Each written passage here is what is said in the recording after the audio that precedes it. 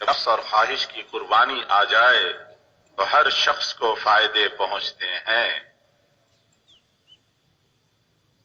پھر یہ سیکھ لیا ہم نے کہ نفس اور خواہش کی قربانی دینی ہے، جس کی جی میں جو خواہش اٹھے اس کو قربان کرنا ہے امر الہی کے مقابلے میں۔ ایک طرف اللہ کا حکم، ایک طرف نفس کی چاہت، خواہش۔ حکم کو پورا کریں، خواہش کو قربان کریں، نتیجہ کیا نکلے گا؟ فرمایا کہ پھر ہر شخص کو فائدے پہنچتے ہیں۔ اس میں تذلل ہوگا۔ جب آدمی خواہش کو قربان کرے گا تو نظر آئے گا کہ میں تو بڑا ذلیل ہو گیا،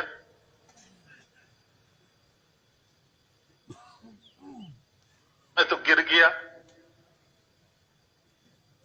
مجھے تو اب کوئی پوچھ ہی نہیں رہا، کوئی پوچھے گا نہیں۔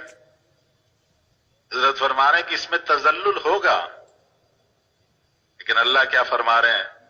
اذل علی المومنین اعز علی الکافرین۔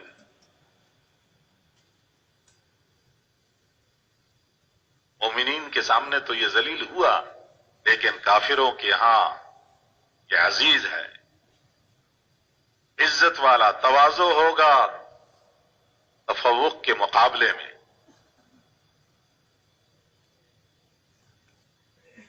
نفس خواہش کی چاہت یہ بڑا بنے،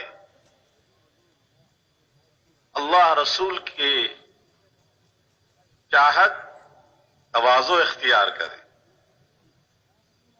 وہ تواضع ہوگا تفوق کے مقابلے میں۔ خواہشات والی زندگی خواہشات والی زندگی تفوق پر خرچ ہوتی ہے۔ خواہشات والی زندگی ہے وہ بڑے بننے پر ہی خرچ ہو جاتی، اس کے بگاڑنے کے لیے باقی مجموعہ مقابل میں ہوتا ہے۔ مجموعے کی طاقت ایک ایک کی زندگی کو توڑنے پر لگتی ہے۔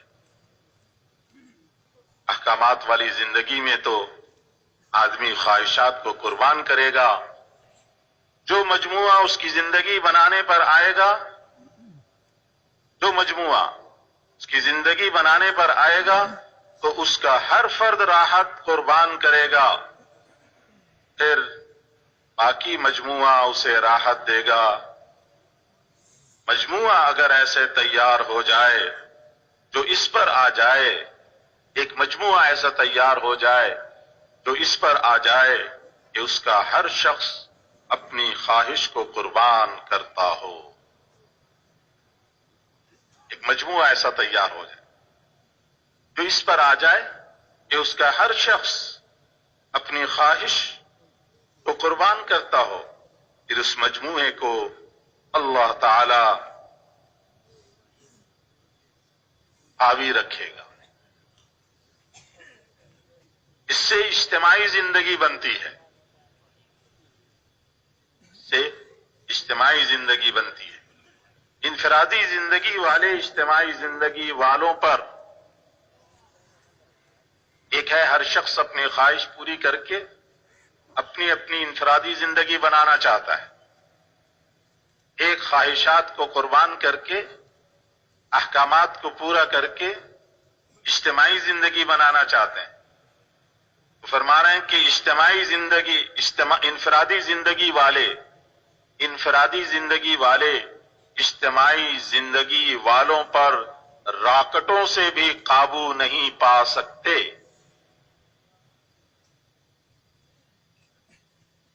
اجتماعی زندگی والے پھلیں گے، پھولیں گے، چمکیں گے، بڑھیں گے۔ اس میں عورتوں کو بھی قربانی دینی پڑتی ہے اور بچوں کو بھی۔ اجتماعی زندگی بنانے کے لیے مرد، عورت، بچے تینوں لائن سے قربانی دینی پڑتی ہے۔ نمونے کے لیے حضرت ابراہیم علیہ السلام کی زندگی دیکھو، میاں، بیوی، بچہ، ان کے جذبات قربان ہوئے۔ یہ داغ بیل لگائی گئی اسلام کی، اسلام کی بنیاد ملت ابراہیمی کے اساس رکھی جا رہی ہے. اپنے جذبے، بیویوں کے جذبے، بچوں کے جذبے قربان کرنے ہوں گے. اپنے بھی، بیویوں کے بھی، بچوں کے بھی جذبے قربان کرنے ہوگی. جو حضرت اسماعیل علیہ السلام کا نفس کا تقاضا ہوتا وہ 100% توڑا گیا. حضرت حاجرہ علیہ السلام، حضرت ابراہیم علیہ السلام کے نفس کے جو تقاضے ہو سکتے تھے سب توڑوائے گئے. اولاد کے ماں باپ کے بارے میں سب تقاضے ٹوٹے، نہ مکان نہ کچھ اور. اجتماعی زندگی بنانے کے لیے نمونہ دیا گیا. اجتماعی زندگی بنانے کے لیے ایک نمونہ دیا گیا. ہر ایک نے اپنی اپنے نفس کی خواہش پر چھری چلا کر اجتماعی زندگی بنائی. امت مسلمہ تو میدان بنتی ہے اس محنت اور زندگی کو زندہ کرنے کے لیے. یہ جو امت ہے، امت مسلمہ، یہ میدان ہے. اس محنت اور اس زندگی کو، اجتماعی زندگی قربان کرنے کے لیے محنت اور میدان ہے یہ امت. محنت کرنے والا طبقہ دوسروں کو قربانی پر لائے گا، لیکن اگر خود قربانی پر نہ آئے گا تو دوسروں کو کیسے لائے گا؟ ہم دوسروں کو تو کہیں قربانی دو، قربانی قربانی، لیکن جو دوسروں کو قربانی پر محنت کرنے والا، جو دوسروں کو قربانی پر لائے گا لیکن اگر خود قربانی پر نہ آئے گا تو دوسروں کو کیسے لائے گا؟ نفس کے مطابق جیسی عمارتیں بن رہی ہیں ایسی نہ بنے. مسجدیں بھی نفس کے مطابق،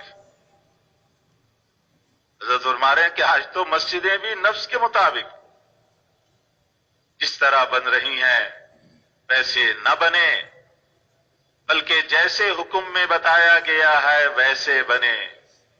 حکموں کو توڑ توڑ کر چیزوں کے اسراف کے ذاتی عیش کے نقشے، حکموں کو توڑ توڑ کر چیزوں کے اسراف کے ذاتی عیش کے نقشے پبلک کی زندگی کو توڑ کر بنائے جا رہے ہیں.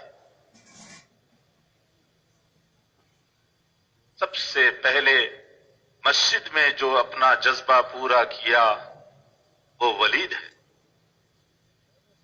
شاندار مسجد بنائی. کہا کیا؟ کہا کہ اللہ تعالیٰ کا گھر بنا رہا ہوں، لہذا خوب شاندار ہو. رکھا اللہ کا نام. بنانے میں بنیاد اللہ پر. بناتے ہیں اپنے جذبے سے.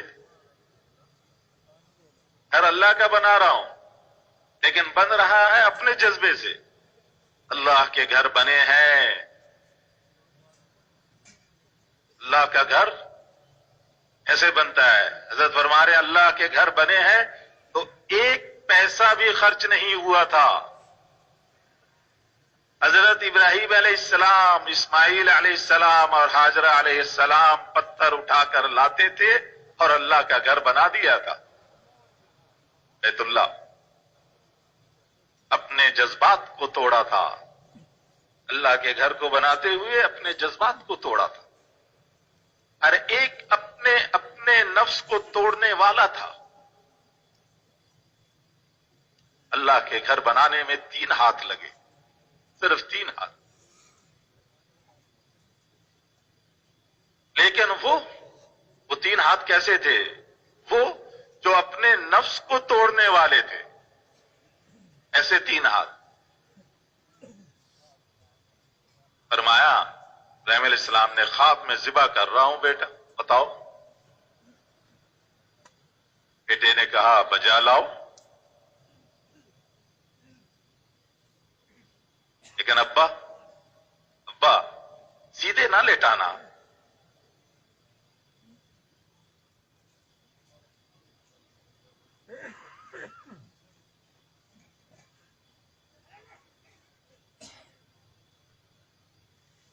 بیٹے نے کہا بجا لاؤ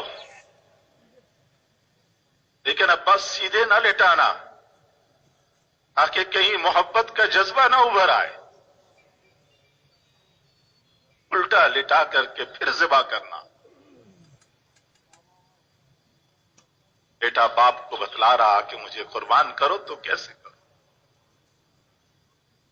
حضرت حاجر علیہ السلام کے پاس بوڑھی عورت کی شکل میں شیطان آیا کہ باپ ذبح کرنے کے لیے لے جا رہے ہیں. جب کہا کہ خدا کے حکم سے لے جا رہے ہیں تو پتھر لے کر مارا، پتھر لے کر مارا اور کہا کہ اللہ کے حکم پر سب قربان ہے. پتھر کے نیچے سیمنٹ نہ بچھائی گئی. بیت اللہ کی تعمیر میں، بیت اللہ کی تعمیر میں پتھر کے نیچے سیمنٹ نہ بچھائی گئی، بلکہ ان ہاتھوں سے گارا پتھر رکھے گئے جو نفس کو توڑنے والے تھے. جو نفس کو توڑنے والے تھے ان کے ہاتھوں سے پتھر اور گارا رکھ کر بیت اللہ کھڑا کر دیا. حضرت ابراہیم علیہ السلام کے بعد 3 دفعہ تعمیر بدلی گئی، لیکن صرف اوپر کا حصہ بدلا. اصل میں وہی کچا گارا اور پتھر چل رہے ہیں، بنیاد صرف اوپر کا حصہ بدلتا.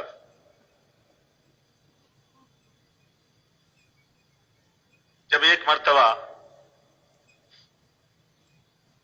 اس بنیاد کو اکھاڑنے کی کوشش کی گئی، وہ اندھیرا ہو گیا اور بجلی کی کڑک نمودار ہو گئی. اکھاڑنے والے رک گئے، چھوڑ دیا. وہ منظر صاف. پھر اکھاڑنے لگے، پھر اندھیرا، پھر بجلی کی کڑک، پھر چھوڑا، پھر منظر صاف. 3 مرتبہ ایسا کیا، ایسا ہی ہوا. ہر دفعہ اندھیرا چھاتا، بجلی کی کڑک.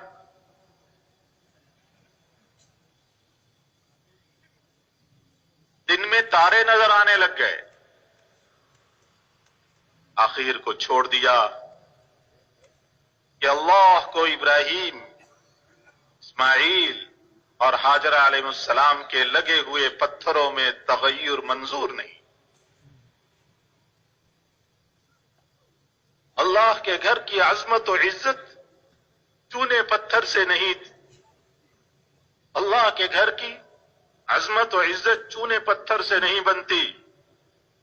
ساری دنیا کی قیمت مچھر کے پر کے برابر بھی نہیں. اللہ کا گھر بالکل سیدھا سادہ، اس میں نفس کو پورا نہ کیا جاوے گا. پھر آگے بڑھیں گے قربانی میں. اپنے مکانوں کو بھی سادہ رکھیں گے، اپنے مکانوں کو بھی سادہ رکھیں گے. اب نفس کے قربانی کے طریقے ختم ہو گئے. اب تو نفس کے تقاضوں کو دبانا دنیا سے ختم ہو گیا. اب تو نفس کے تقاضے کو دبانا دنیا سے ختم ہو گیا. اس لیے اسلام دنیا میں ختم ہو چکا ہے. لوگ اسلام کے نام پر عہدے لے رہے ہیں. اتنا پیسہ جمع ہو جائے تو اسلام چل جائے گا. فنڈ جمع کیے جا رہے ہیں. اتنے پیسے ہو جائے تو اسلام چل جائے گا. اس لیے کہ مسلمانوں کو چکر میں لینے کے لیے اسلام کی آواز کے بغیر کوئی آواز نہیں. جو اٹھتا ہے اسلام کا نام لے کر مسلمانوں کو چکر دے رہا. عزت فرما رہے ہیں کیوں؟ اس لیے کہ مسلمانوں کو چکر میں لینے کے لیے اسلام کی آواز کے بغیر کوئی آواز نہیں. اس لیے اسلام کے نام پر بلڈنگیں بن رہی ہیں. یورپ کے نقشوں والی جب نفس پر بات آ گئی تو نفس کی بات پر غیر مسلم زیادہ پختہ ہوتا ہے. نفس پر چلنے میں غیر مسلم زیادہ پختہ ہوتا ہے. لہذا جب نفس کے نظام پر زندگی آئے گی تو زندگی یہود و نصارہ چلائیں گے. وہ بھی نفس کے مطابق، ہم بھی نفس کے مطابق، وہ ہم سے زیادہ پختہ، پھر نظام ان کے ہاتھ میں ہو، پھر نظام وہ چلائیں گے۔ نفس کی قربانی دو، نفس کی قربانی دو تو امام بنو گے۔ اس لیے اللہ تعالیٰ مسلمانوں میں بھی نظام ان کے حق میں دے رہے ہیں جو یہود و نصارہ کے منشا یا طریقے پر چلنے والے ہوں۔ کیونکہ عام مسلمان بھی نفس پر چل رہا، تو پھر مسلمانوں کے بھاگ دوڑ بھی اس کو دے رہے ہیں کہ جو یہود و نصارہ کے منشا اور طریقے پر چلنے والے ہوں۔ پھر روتے ہیں کہ ہمارے حکمران ایسے ہو گئے۔ انس ابن مالک رضی اللہ تعالیٰ نے کہا تھا، یزید حاکم اگر جاتا رہا تو تم پر سور اور کتوں کے ہاتھ، یعنی کفار کے ہاتھ میں نظام آئے گا، کفار کے ہاتھ میں پھر تمہارا نظام آئے گا، بقایا کافروں کے ہاتھ میں جائے گا۔ جب مسلمان کی زندگی نفس کے مطابق چل رہی ہے تو پھر مسلمانوں کی بھاگ دوڑ کافروں کے پاس آئیں گے۔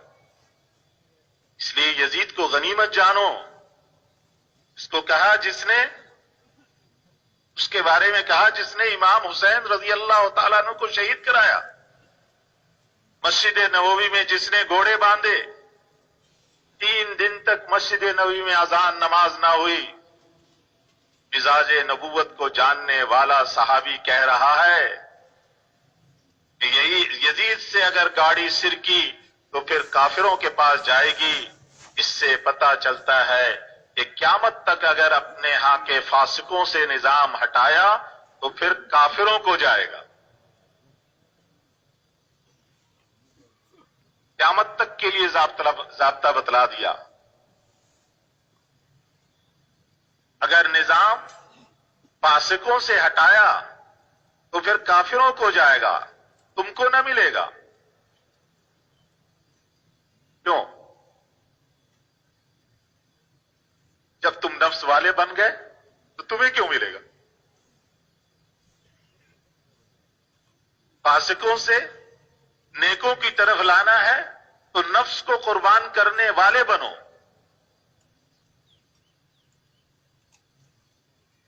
اقتدار چاہنے والے، غیبتوں والے آخرت سے بے فکر بن گئے، دنیا کے راغب بن گئے، تو پھر جو نفس کے تقاضوں پر بہت چلتا ہوگا نظام اس کے پاس جائے گا، نظام پھر اس کے پاس جائے گا۔ اگر تم نفس کے قربان کرنے والے ہو جاؤ گے، اگر تم نفس کے قربان کرنے والے ہو جاؤ گے تو نفس کے بہت قربانی کرنے والے تم پر بٹھائے جائیں گے۔ عوام نفس کو قربان کرنے والی بنی تو اوپر بنے آئے گا وہ جو سب سے زیادہ نفس کو قربان کرنے والا۔ اگر تم نفس کے قربان کرنے والے بن جاؤ، اگر تم کو حضور صلی اللہ علیہ وسلم والی سادہ زندگی پسند ہے، اگر ان کی عبادات، اخلاقیات، معاشرت تم کو پسند ہے تو پھر اس کے لانے کے بارے میں نفس کی قربانی پیش کرو۔ اگر چلے نفس پر، اگر چلے نفس پر اور کہیں کہ اسلام پھیل جائے تو جب وہ وجود میں ہی نہیں تو پھیلے گا کیا؟ اسلام تو نفس کی قربانی سے ہے۔ چل رہے ہیں نفس پر اور کہہ رہے ہیں اسلام پھیل جائے، تو جب ایک چیز وجود میں ہی نہیں ہے تو وہ پھیلے کیسے؟ اگر تم اسلام اس کو کہتے ہو کہ میں غالب ہو جاؤں، کہ میں غالب ہو جاؤں، تو پھر یہ تو پھیلا ہوا ہے، یہ تو پھیلا ہوا ہے۔ ہر آدمی اپنے نفس کے مطابق چل کر غالب ہوا پڑا ہے۔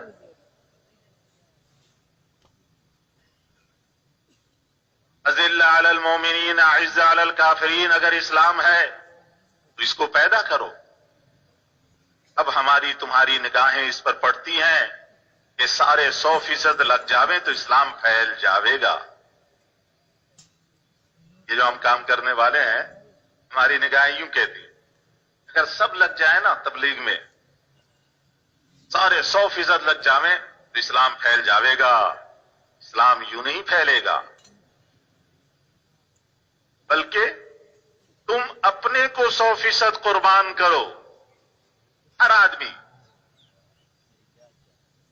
100% لگ جائیں تبلیغ میں تو اسلام پھیل جائے گا نہیں، ہر آدمی اپنے کو 100% قربان کرے تو پھر پھیل جائے گا اسلام۔ ہر ایک اپنے کو 100% قربان کرے پھر پھیل جاوے گا اسلام۔ حضرت ابراہیم علیہ السلام نے 100% قربانی دی تو اسلام وجود میں آ گیا۔ اگر تمہیں نفس کا قربان کرنا آ گیا تو اسلام پھیل جاوے گا۔ اول تو باہر نکل کر چلوں میں جائیں تو اسی کو قربانی سمجھ رہے ہیں، چلہ لگا لیا تو اسی کو قربانی سمجھ رہے ہیں، یہ چلہ لگا لیا۔ گھر کا وہی نقشہ، چلہ تو لگا لیا لیکن گھر کا حال وہی ہے، گھر کا وہی نقشہ، وہی مکان، وہی کھانا وانا، اسی طریقے پر بہت سے بہت اگر زندگی بنتی بھی ہے تو صرف ایک وہ جو چلہ لگا کر آئے۔ بچوں اور بیویوں کی قربانیاں، جذبات کی قربانیاں اگر نہیں کریں گے تو 2/3 اسلام تو یوں چلا گیا۔ مردوں کی، عورتوں کی، بچوں کی، تینوں طرح کی قربانیاں۔ جب عورتوں اور بچوں کے لائن کی قربانیاں نہیں ہوئی، صرف مرد قربانی کر رہا تو 1/3 ہوا، 2/3 تو ویسے ہی چلا گیا۔ اپنے بچوں کو حضور صلی اللہ علیہ وسلم کے بچوں کی طرف موڑنا ہے۔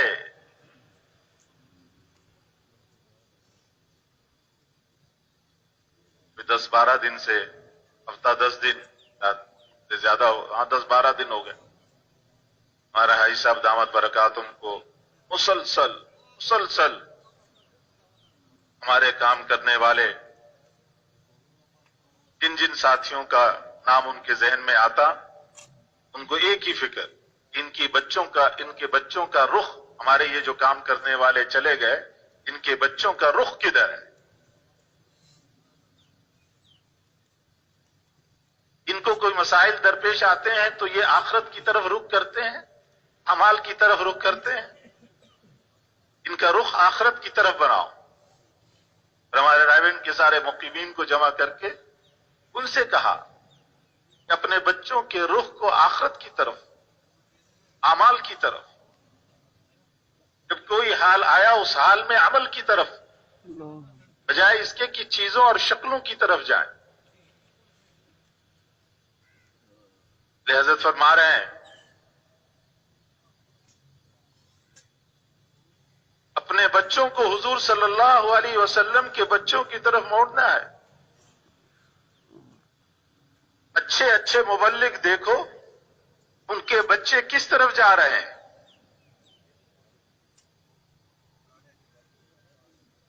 خطبے میں بیان کیے جاویں، پہلے خلفاء بیان کیے جاویں تو کام میں پہلے حضور صلی اللہ علیہ وسلم کو سامنے رکھو، پھر دوست ایسے بناؤ،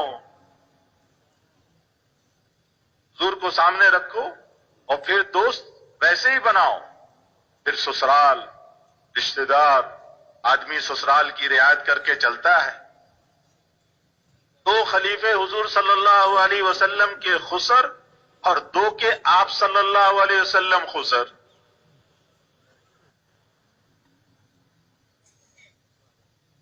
2 کے آپ داماد اور 2 آپ کے داماد۔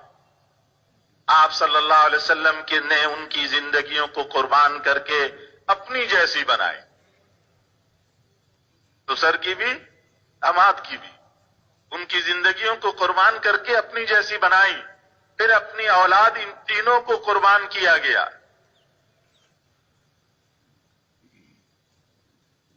اولاد کے جذبات تو بے حد پورے کیے جاتے ہیں آج۔ حضرت فاطمہ رضی اللہ تعالی عنہ کا نکاح دیکھو، حضرت فاطمہ رضی اللہ تعالی عنہ کا نکاح دیکھو۔ آج ہم نکاح کا معیار لڑکا کرتا کیا ہے،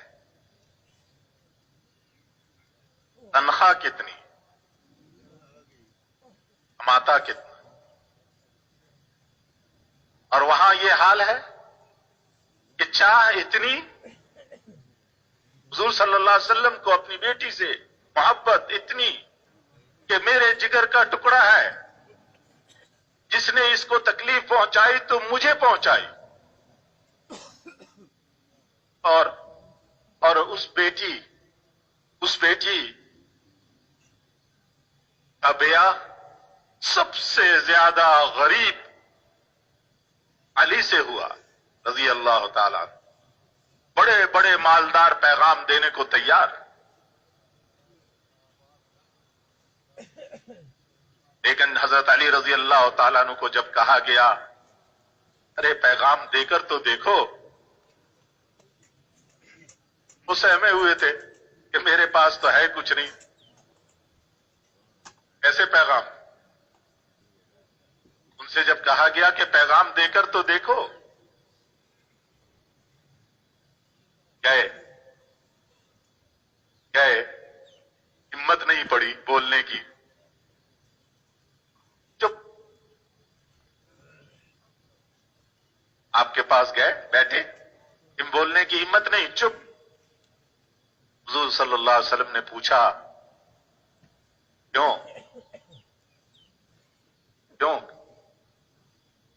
ایسے؟ پھر بھی ہمت نہ پڑی، چپ۔ کہا آپ صلی اللہ علیہ وسلم نے فاطمہ سے نکاح کرنے آئے ہو؟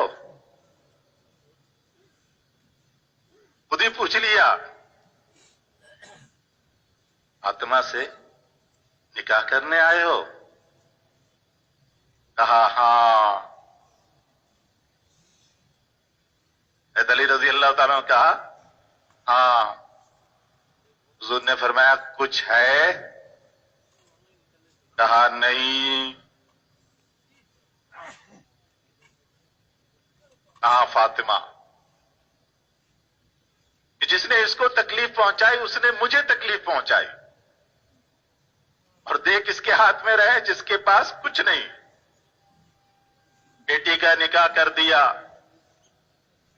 جہیز مختصر دیا، دونوں کی زندگی تکلیفوں میں گزری، 3 دن کا فاقہ، کہا کہ حضور فاقہ ہے، فرمایا میں بھی فاقے سے ہوں، غلام مانگا تو ڈانٹا کہ غلام مسلمانوں کے لیے ہیں، ہمارا گھرانہ تکلیف کے لیے ہے۔